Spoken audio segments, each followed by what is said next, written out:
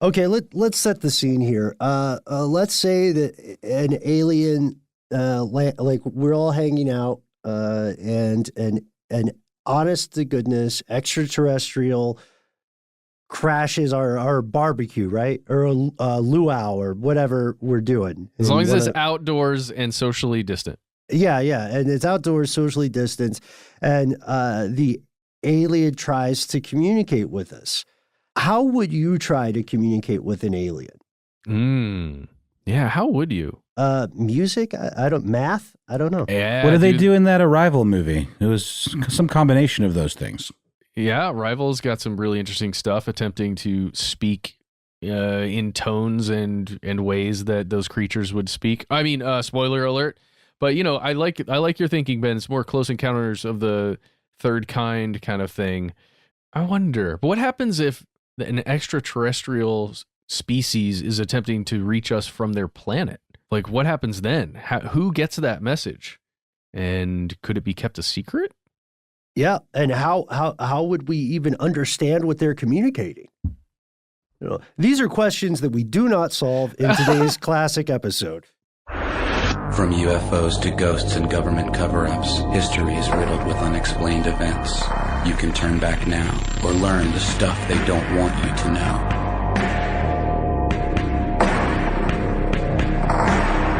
Hello, everyone. Welcome back to the show, The Big Show. My name is Matt. And I'm Ben, and that's our super producer Noel behind the boards or the keys. Yeah, we're just going to point to him. He's right over there. So if you have a very specific form of probably non-existent synesthesia, you can feel our fingers moving. And it probably, feels the way lavender smells or something. I don't know. Yeah, it feels very, very nice, I'm assuming. So it's interesting that our segue or our banter at the top of this episode concerns sensation, right? Because that is one of the abiding universal characteristics of life. It's the ability to sense something, right, from your outside environment and then in some way to respond to it. Mm-hmm.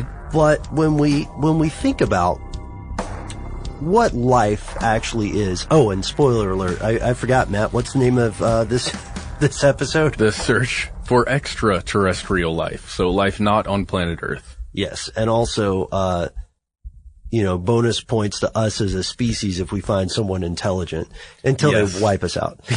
Yes. So anyway, we're talking about this search for life somewhere out there in the darkness of space.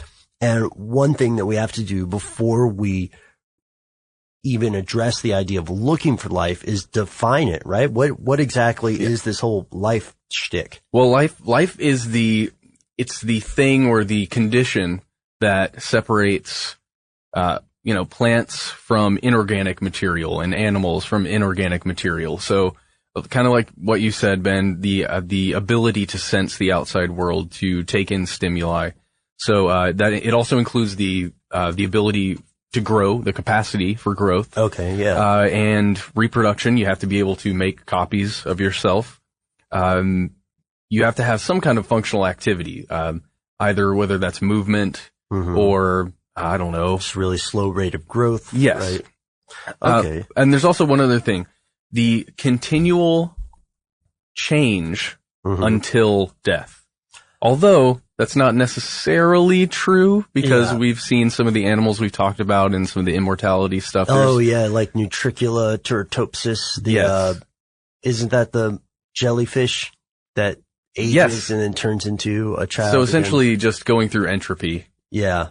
Okay, I see. I like the way you say that last part better, going through entropy. And we know there are different types of life. There are different types of hypothetical life. So we are carbon-based life forms. You listening to this right now, there's an overwhelming probability that you are also a carbon-based life form unless extraterrestrials or artificially intelligent programs have reached a level of which we are unaware. Or unless we're all just holograms inside some huge matrix. Right, yeah, inside the dream of some gigantic turtle. And in that sense, the carbon and it's just bits of data. Yeah, Just a firing synapse rather. So we know that there are theoretical forms of biology that could exist, other life forms. It's possible that carbon might not be the only creature in the game. Silicon-based life forms, ammonia, methane, hydrogen fluoride, and so on, right? And this concept of non-carbon life does a very important thing. Theoretically, it opens the door, it widens the spectrum for xenobiologists and sci-fi fans and so on to look at a wider range of possible homes for alien life, right? Exactly. So now you can look at a planet that there isn't a lot of water on the planet. Great. There isn't a lot of carbon, but there might be a bunch of silica. A bunch of ammonia. There you go. And there might be methane lakes, methane pools all over the planet. Hey, let's go check those out. Yeah, I think that's a fascinating thing. I want to go back to types of life toward the end of this for something that's complete speculation. But one thing that we learn in our continual search for extraterrestrial life is that we still have a lot to learn about terrestrial life. There's still a lot we don't know. Like, for instance, what is the most common life form? Well, can I guess? Yeah, guess for it, yeah. I would guess some type of bacterium. Yeah, I would have too. And it's interesting because there's a great article, I think it was in Smithsonian, that tells us that here we go, it's my first mispronunciation of the episode. Pelagibacter ubique, which sounds sort of like some Eastern European shoe store. Mm-hmm. This single-celled organism is usually cited as the most common organism in the world. It's statistically, if you were rolling the dice to become an organism, the odds are that you would become this one. Wow, that's crazy to think about. Yeah. But that might not be the case because it turns out there's something that eats P unique. Okay, that is also widespread, just all over the place. Yep. Numerous. Yep. It's a virus. Oh, wow. Okay. So here's the thing. This virus, P unique, has 4 different viruses that parasitize it, or, prey on it. Mm-hmm. And one of those, which has the incredibly, unmemorable name of HTV-CO10P, is, the most common of those viruses. Okay. And so if we consider a virus to be a living thing, then it turns out that our boy HTV is, the world's most common life form. But therein lies the debate, right? Because is a virus alive? Does it meet all of the different criteria? Well, it definitely meets the reproduction. Yeah, right? for sure. It has functional activity. I would argue. Mm-hmm. Well, I don't know how that is necessarily defined, but yeah, functional activity is a little bit, I don't know, a little bit softball, right? What about capacity for growth? Well, it can change. It can, because reproduction and growth is very different. Yeah, if we differentiate those, I will have to talk to someone, Ben. Well, because the thing is that a virus, for people who don't think a virus counts as life, a virus has to use the metabolic process of its host in order to grow and reproduce. There you go. Okay. So it's, a virus is inherently a parasite. So this means that they may not actually be life, or they're somewhere between life, They're third category. Right. Yeah. And there's some weird spectrum of life to not life. But okay, so we know that our world is teeming with life. Yes. It's everywhere. Ants. I was going to just start naming off animals. Go for it, yeah. But there's just a ton of it. Yeah. A ton of it everywhere. Snakes we're doing everywhere. Yes.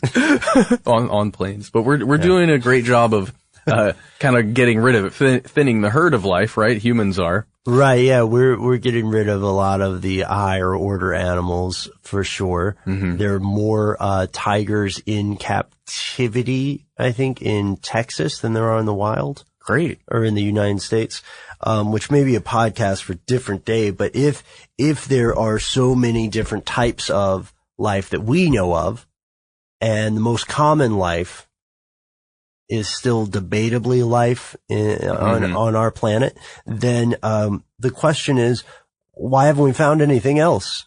Well, it's a very simple answer. The universe is huge. Yeah, well, it's true. Yeah. Okay. I mean, come on. The universe is all, if we're going to talk about definitions, the universe is every single, just all of the matter, all of the energy, all of it. Yeah. That exists. That is the universe. That's a lot of stuff. And, you know, if you think about just the pale blue dot, that image, or, you know, some of the things that Carl Sagan talked about, right, just how insignificant our tiny little planet is, and even how small our sun is in comparison to other stars, you just realize that we have this massive amount of life just on this tiny little speck of dust. You just know that there has to be something else out there somewhere. You know, I think of it sometimes where, have you ever seen an animal in a weird place, like you're in a grocery store and Yes. you see a bird and you think, how'd that bird get here? I've seen a little blue-tailed lizard at a gym one time, and I was just going, what? What are you doing in here? Yeah. Just getting a workout or something. I'm trying to take them outside or somewhere where they belong. I wonder, the comparison of the pale blue dot makes me think of that. But if we were to talk numbers about the size of the known universe, it's so big that we do not have the technology to figure out how big it is, right? Yeah, So, we can read it to a certain extent, but that's just Yeah. as far as our technology has gotten us yet. right. Yeah. We can see, the part that we can detect extends in all directions for about 10 billion light years. Based on these observations, experts believe the universe is between 10 and maybe 20 billion years old. And the Earth is relatively a rookie in the game, being only 4.5 billion years old. Yeah, and life didn't originate on Earth for a long time after it was created. Right. Yeah. We're still figuring that part out too. So we've got these people called cosmologists, study cosmology, the study of just the whole universe, which Yep. sounds like a pretty ambitious degree, right? And, according to some of these folks, the universe has no limits in space or time. Galaxies seem to be traveling away from Earth and each other at ever increasing speeds, providing the basis for the concept that the entire universe, as well as the part we know about, is just expanding, just going bigger and just bigger goes and out. bigger. Yep. And, you know, that's really cool. It's a little bit of a lonely place to think about, right? But, And by the way, if you want to know more about this kind of stuff, cosmology, I highly recommend you check out Cosmos if you're not already watching it on National Geographic and Fox. It's fantastic. you know what? I'm glad you mentioned Cosmos. Neil deGrasse Tyson had another show before that was also good. Nova. And you and I are also pretty big fans of various science shows. And these science shows, inevitably, if they touch on space, they have to tackle some of the big questions, which are, first, there's this huge paradox, right? Life on Earth is everywhere. Some forms of life that maybe don't even seem like good ideas are still around. And then we have the universe, the biggest empty room in reality. Now, of course, it's not empty, right? Just mostly. We know there has to be something. So it appears that the problem with finding alien life, which we've talked about on this podcast before, is that the gap in space isn't even as worrisome as the gap in time, right? Absolutely. And as we know, they are interconnected. So people have kind of pondered some of these things even before they really understood what the universe was, what it was made of, what the galaxies were, Right. Even what rotated, what orbited around what. People have been looking up and thinking, oh man, what the heck is going on up there? And, we come up with stories about the heavens and beings that live up in those stars. Sure, yeah. And so there's been this constant search, at least internally, Right. for what the heck is going on up there. And in 1959, this thing called SETI came around, which is the Search for Extraterrestrial Intelligence. And in that year, 1959, Cornell physicist Giuseppe Cocconi, I don't think Cossoni, maybe? And Philip Morrison, they published this article in Nature, which isn't that a journal? And they pointed out that the potential for using microwave radio, they could use that to communicate or at least send signals outward, and then also possibly receive signals that were coming in towards Earth. Right, and this was a very interesting finding. Before we go a little bit further, let me go ahead and establish some of the other things here. There's the thing called the Fermi paradox we need to know about. Okay. If life exists, why haven't we found it? You and I talked about that with the time and space. And then, there's something else we'll explore called the Drake equation. Yes. And let's introduce that guy now. Turns out in the 60s, he is a young radio astronomer, which was a thing even back then. He had come to the same idea about microwave radio, and he conducted the first microwave radio search for signals from other solar systems in 1960 in spring, I believe. So here's what he did.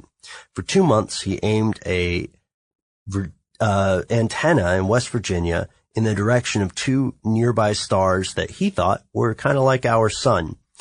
He tuned his receiver to what he called the magic frequency, which we talked about in our video series, right, Matt? So what's the magic frequency? Well, it is the 21 centimeter line, or the 1,420 megahertz. That's what that's the signal. Yeah. That's the frequency of the signal. Yeah. It's a neutral hydrogen. And this turns out to be a spot on the radio dial that Cocconi and Morrison also believed had significance.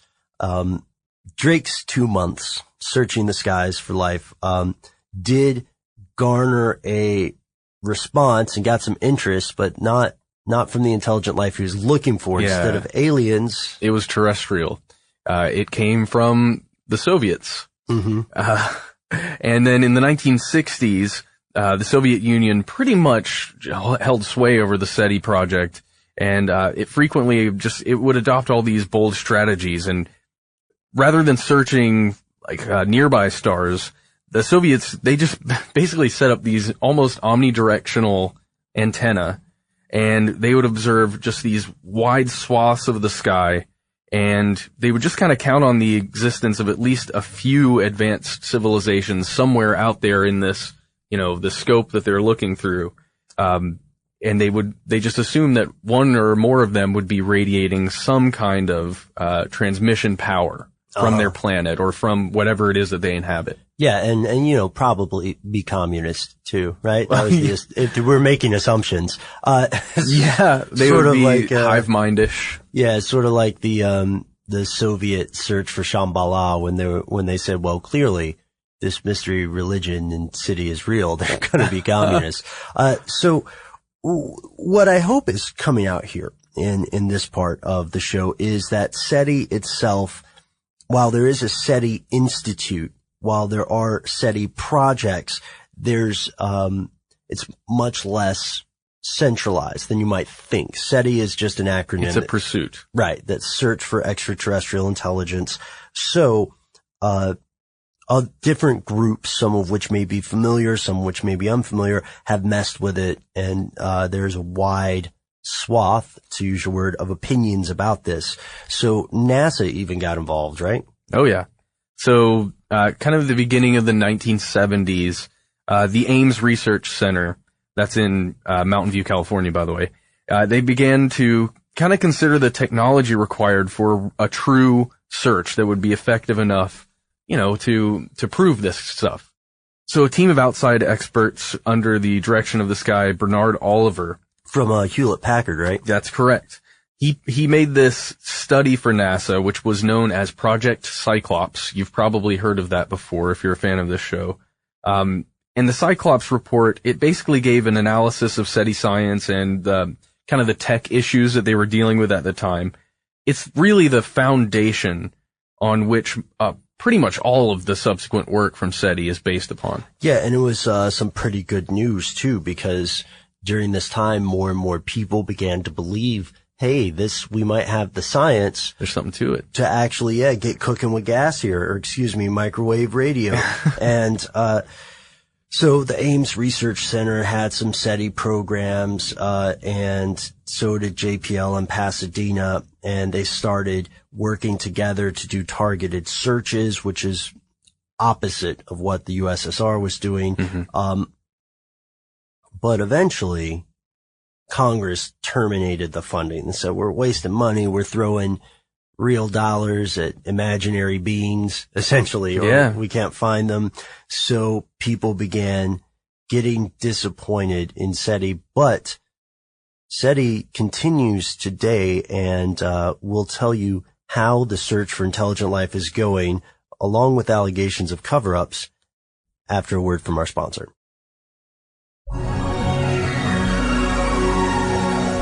Hello, friend. Are you feeling cooped up? Well, yeah, of course. Do you work too much? Sure, doesn't everybody? No. Oh. So, what if I gave you the opportunity to take a vacation, a long, relaxing vacation? Oh, yeah, I guess, but who can afford a vacation nowadays? I can only go to those boring places like, a day trip an hour away, or just kind of sit in my bathroom and put a different picture on the wall and pretend I'm somewhere else. We know how you feel, friend. That's why we're offering you this rare opportunity to travel to space. To space? Where'd you go? Come back. Oh yeah, sorry, I dropped my pen. So, friend, with Space Station 1, we can send you as far out into space as you'd like. Whoa. You can even bring your dog. Oh, what? Yes. Did you hear that, boy? We love space, but how can we afford to go? I mean, we're just regular people. We're not millionaires or billionaires or astronauts. Well, here's the thing.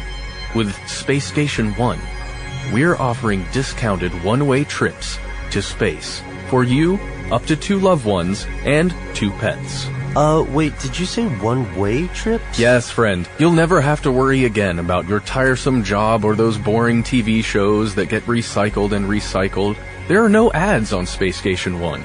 Isn't that wonderful? Yeah, and you're sure this has nothing to do with my history of political activism?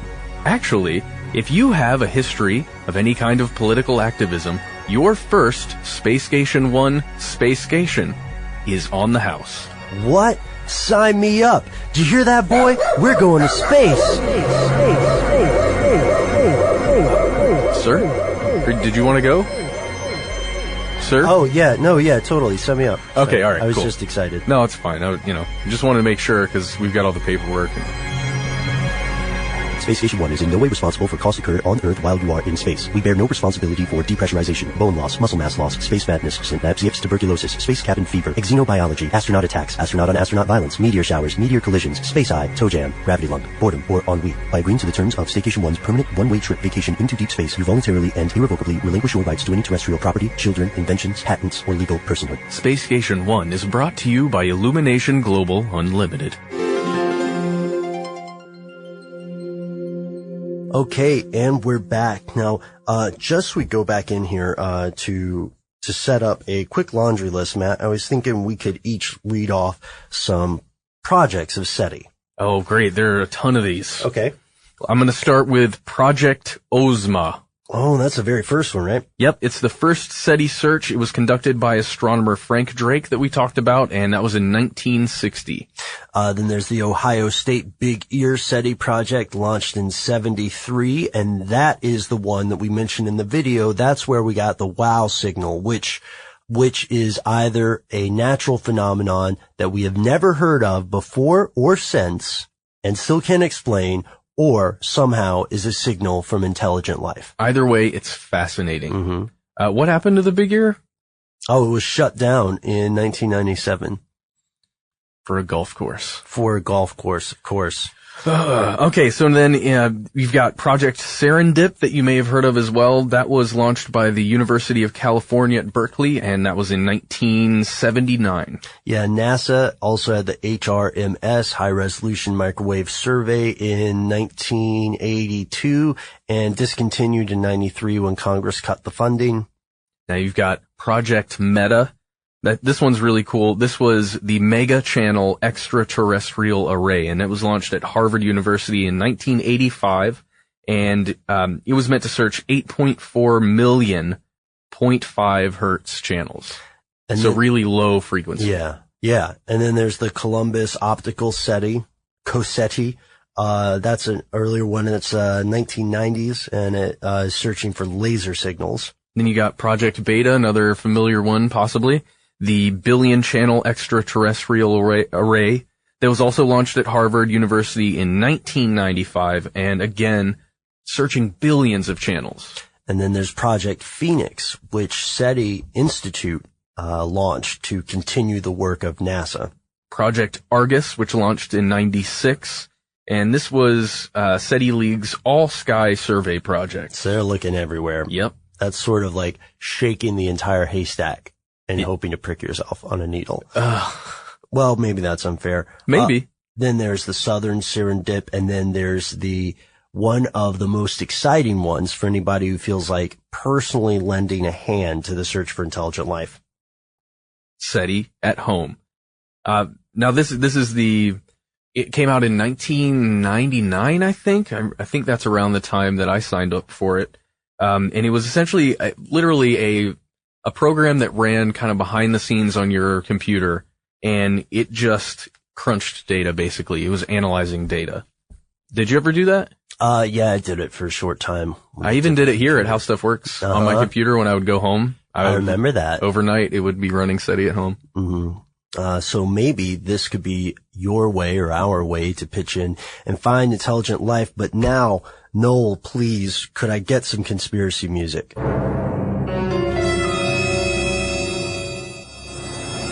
Perfect. Thank you. The reason we're asking for this music, of course, is because now it's time to talk about whether there could be a cover-up. Because, Matt, you'll remember when we did our video, a lot of you guys were commenting on YouTube about how SETI has a secrecy clause. Yes, it does. Publicly disclose things, right? Can you tell me a little bit about that, Matt? So, yeah, you got to let's just think about the pursuit of science. Science, when you're conducting a study, and then you have some findings that you really want someone to know about, or you want the world to know about for, fame, fortune, and the advancement of science, you generally make your work known. You release it, you get it, you send it to journals to get it peer reviewed. Right. And, that's on a general wide level. But at the localized level, in the study that's occurring, the one study that a group of scientists is doing somewhere, that's usually kept pretty private. Okay. Because you don't want other scientists to know exactly what it is that you're looking at, because again, you're searching for, I use the phrase fame and fortune, but you don't want to get scooped. Exactly. So that's just between scientists, right? Trying to keep things secretive. Right. But there's another group that's even more tenuous, that has a more tenuous relationship with the individual scientist. Oh, I think I know what you're talking about. Well, yeah. The journalist, right? The media. Yeah, that does make sense, because if you read news, whether on the internet, whether through a newspaper or, on your local television, you realize over time that the media and journalists have a tendency to grab something, sensationalize it, and run with it. So if somebody publishes a study that says we found a certain type of amino acid when combined in this certain situation will do, action X, then people may well come out with, amino acid has intelligence, solving puzzles. You know? Exactly. Well, and that's why the press releases are so important for places like NASA, the CDC, things like that. Or if you actually have every once in a while you'll hear that NASA's going to make an announcement, or the CDC will make an announcement, and they have a very public, and there's usually a PR person there trying to give out the message. Now that works both ways in my mind, Ben. So it's not only is it trying to make clear what the information is, but it's also trying to manage it. It's managing it. Exactly. It's spinning it. Yeah. I see. That's the thing. Cause you and I talked about this too. Like, we know that, this guy, wrote a book called The Eerie Silence, Are We Alone in the Universe? Professor Paul Davies. He was the chair of, the SETI Post-Detection Science and Technology Task Group for a while. And he said that the group themselves grappled with the need for public disclosure, but they ultimately decided to keep it behind closed doors kind of decisions, because they were worried that if information leaked out prematurely, they might be in, for lack of a better phrase, a boy who cried wolf situation. Mm-hmm. Well, when the WOW signal came out, there was a huge media just outpouring of whoa and speculation, just saying, what the heck was this thing? Is it aliens? Oh my God, we know now. We now know that we're not alone in the universe because of the WOW signal. Right. Yeah. And, which may be true, but it's not, it's not a proven thing, right? Right. Yeah. We look at that a little bit in our video series. Again, if you haven't checked it out, do check it out. Cause we learned some really cool stuff in there. Especially there's that one quote that, Jerry Emmons says where he, at the very beginning of the video. Yeah. Yeah. I don't want to ruin it for you, but check it out. Check it out. So we also, I figured it was best for us to go straight to the source when we were talking about some of the conspiratorial stuff, whether there has been evidence that has been suppressed. So from SETI's, frequently asked questions, they tackle a lot of this stuff. One question is, has SETI, found life or evidence of life on other planets? The answer is no. Scientists have found no clear indications of life past or present beyond the Earth. There have been tantalizing suggestions that the Viking mission might have detected evidence of microbial life on Mars, or that there are fossil microbes in some Mars rocks, but they haven't been verified yet. Now, if you believe that there is an extraterrestrial contact with Earth already, then of course it's easy to see how SETI could seem like smoke and mirrors, you know what I mean? But, I have to say it's kind of difficult to believe that if there were extraterrestrials on the planet, it's difficult to believe how that could remain a secret. Agreed. Unless now we're at one of my favorite parts of the episode too, Matt, which is where I ask you, you ask me about this sort of stuff. I want to go ahead and jump into this right away. We talked earlier about the origin of life on Earth, right? Still kind of wishy-washy. We're still not sure exactly how it happened. But there's that great theory with that horrible name, which we've already mentioned on our podcast. Panspermia? Yeah. Which would mean that if it were true, it would mean that we were the alien life form. Right? That life was the alien life form. Right. That, to go with our virus analogy, that if you picture Earth as just a single-celled organism, right, with everything that a virus needs to survive, then somehow on a meteor, we washed out into Earth and then just started replicating. And now we're teaming over, infesting the host. Organic life. Wow. That's intense, man. For me, that's a hugely compelling argument for how life came about. I know it's a little tough because you have to assume that life existed somewhere else in order for it to get here. It's kind of kicking the can down the road, isn't it? Yeah, exactly. It's just, exactly. So it's not exactly answering our stuff, but, it all goes back to the idea of life as we know it, based on DNA, based on RNA. What else could be out there? Could there be some other thing that doesn't use any of that, Well, it's a possibility, and that's the great thing about SETI. We've allowed ourselves to think differently through this search. And I think, Ben, I gotta tell you, I think we're gonna find some really soon with the new telescopes. I think we're gonna at least find the trace of life. It's gonna be microbial. It's gonna be tiny microorganisms, but it's gonna be there.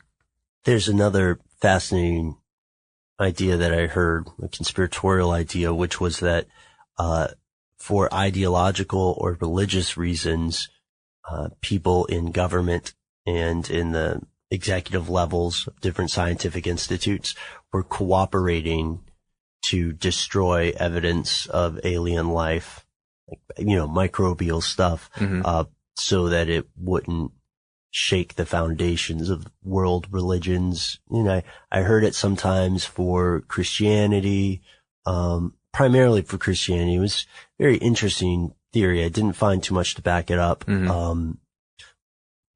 One thing that I read specifically was citing the methodology of testing soil for life, or testing dirt on Mars or the moon. There's a method that the rovers use to heat up we talked about this, right? Yeah, we did. Life on Mars, I think. Yeah, they heat up the sample and incinerate it, essentially, and then analyze the gases. So if there was something in there, it would show up in the different gases, right? If it was carbon based, but what if it's not carbon based? Then who knows? Who knows? There are a couple of different ideas with that. That was an interesting theory to me, and I would love to learn if there were, is it possible that some sort of alien craft or alien culture interacted with Earth at some point in history?